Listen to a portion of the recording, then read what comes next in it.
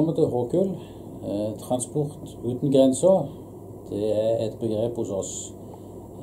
Vi er da med hovedkontor i Sandnes og har et utmerket avdelingskontor i Kristiansand, samt eget kontor i Danmark. Tor Grine med navnet, markedssjef i Håkull.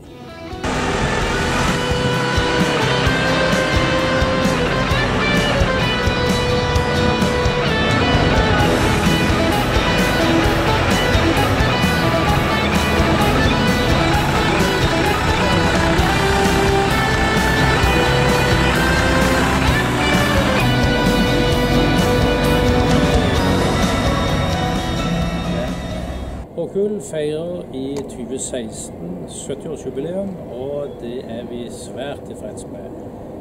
Flåten ligger på ca. 100 trailere som beferdes opp og ned i Europa ukentlig.